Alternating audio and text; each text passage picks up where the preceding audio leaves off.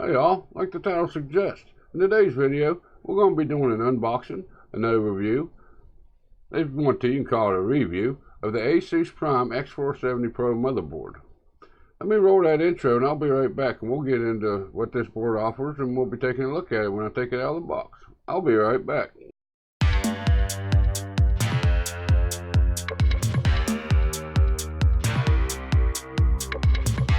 Alright guys, if you like tech and you're on a tight budget, you came to the right channel.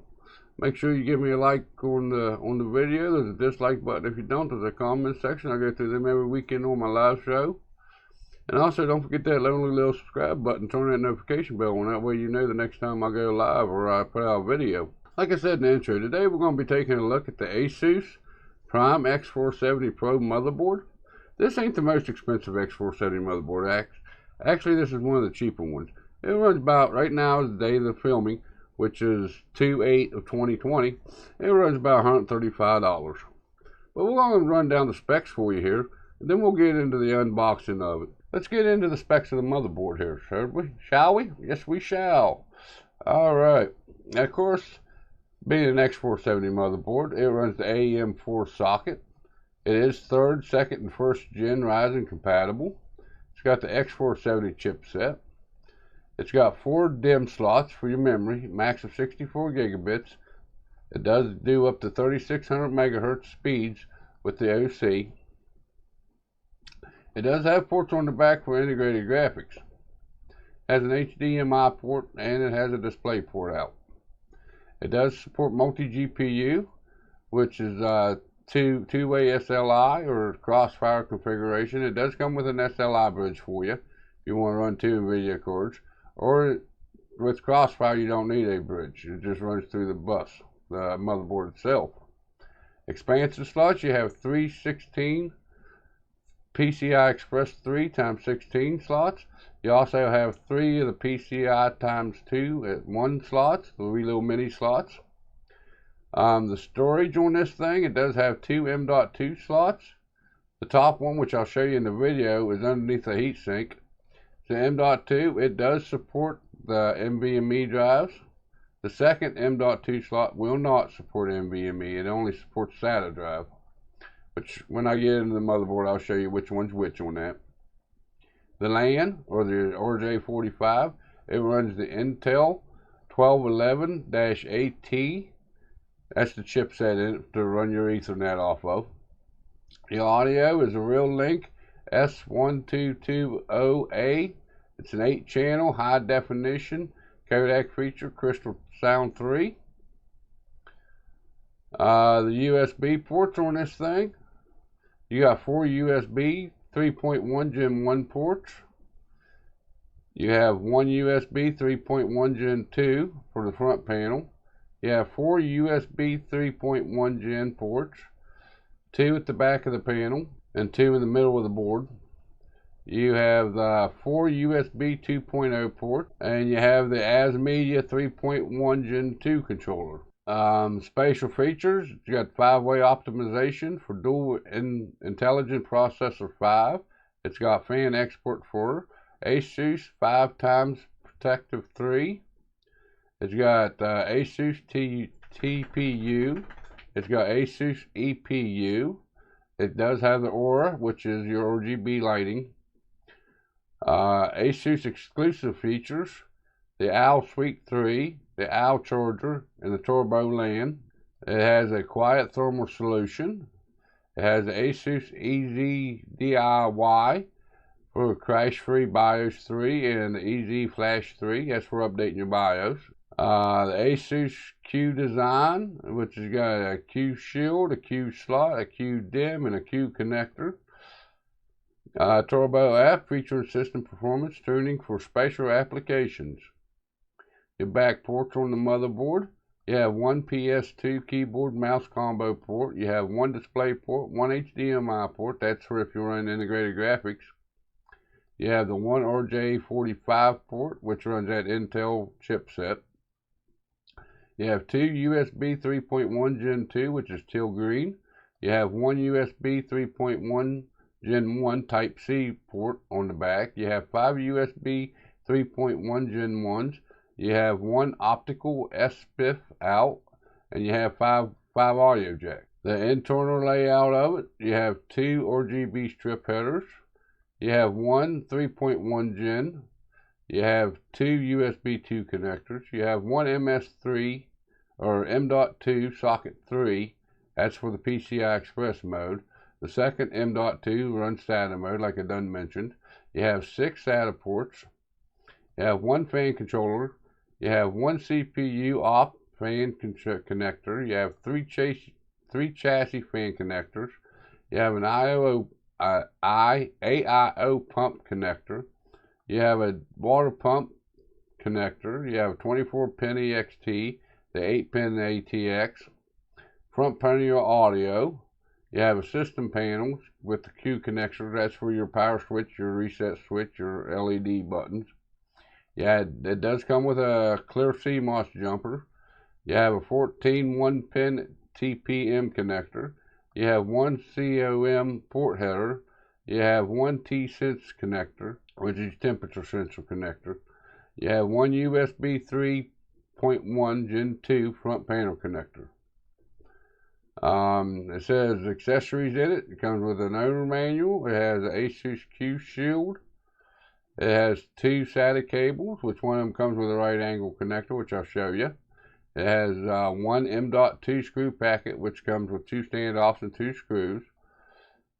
I don't know what this supporting DVD means. It's got the one SLI HB bridge. That's if you're going to run 2 NVIDIA graphics cards in it. And it's got the one Q connector for it. I don't think anything else. It is a ATX form factor. It's pretty important to know. It is a full form factor. So that's pretty well the specs of the system and what it offers you. It does. It ain't on this list no place, but it does have a 10-phase power delivery, which is going to help with overclocking. Which I'm going to go through, and whenever I unbox the motherboard, I'm going to go through and show you where all these connectors is located on the motherboard. So let's get into that video, and then I'll be back with my final conclusions and my final thoughts on this motherboard. I'll be right back. Okay guys, here it is inside the box. We're going to open up the box and we're going to see what all comes with this. Lift up the flap here. There we go. It's in a nice baggie for us.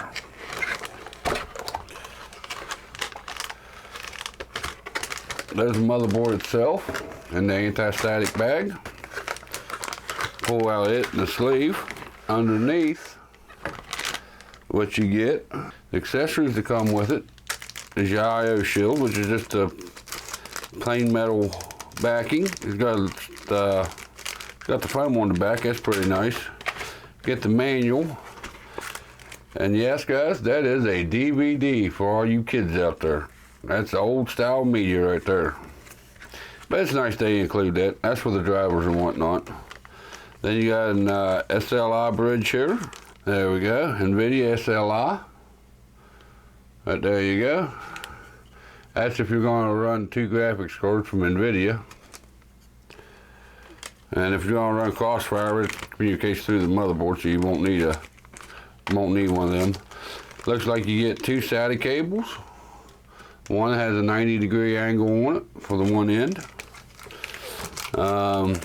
There's your front port connectors. They call it Q Connect through Asus. You put your front port pin header cables on this side, then just plugs in your motherboard. Makes it nice and simple. Then you got your little bag of screws for your 2. This motherboard has 2 M.2 slots on it. And of course you got your warranty information and all that. Alright guys, now since we got it laying on the motherboard box here for us, right there's your CPU socket, which is the AM4, because it is an X470, so it is AM4 motherboard. Right here around the CPU, right here, this is your 10-phase power delivery, which is going to help with overclocking. Right here is your 8-pin CPU connector. Right here is for your heat sink for your CPU, the optional one. You got two of those.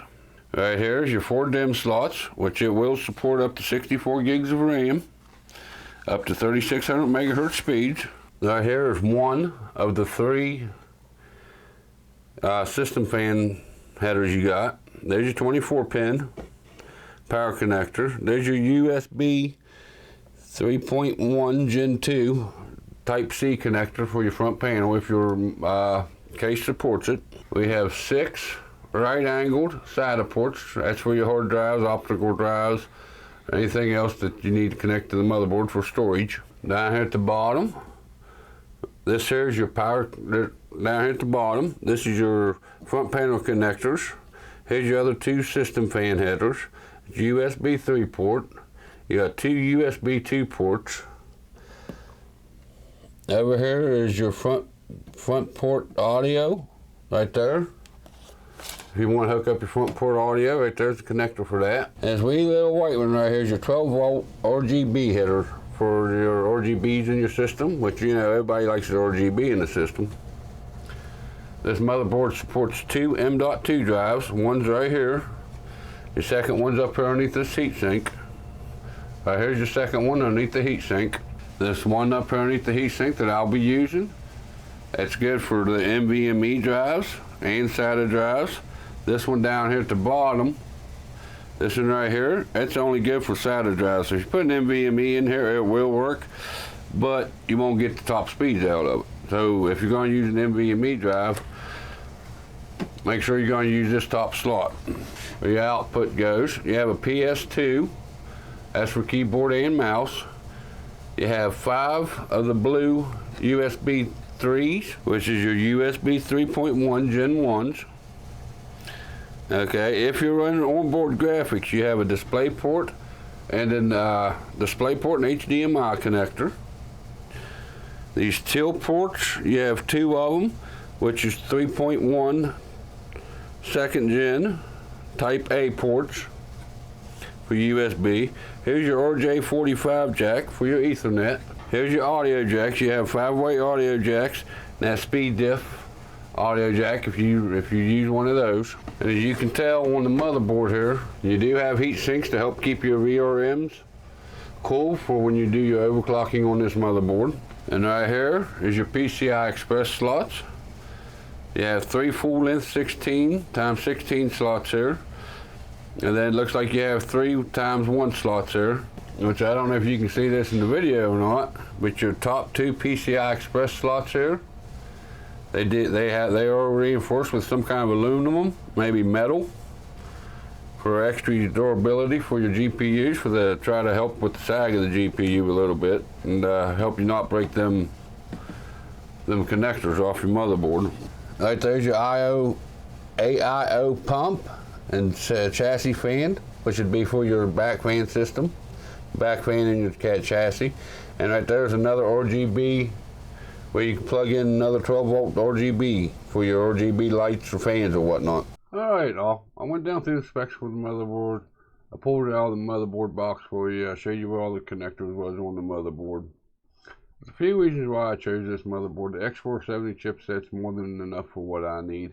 I actually picked it up for the extra overclocking abilities over what the B450 offers. Why I didn't go with the X570 motherboard, the only thing it really offers over the X470 is the PCI Express ×4, which I really don't need. I don't need that faster storage.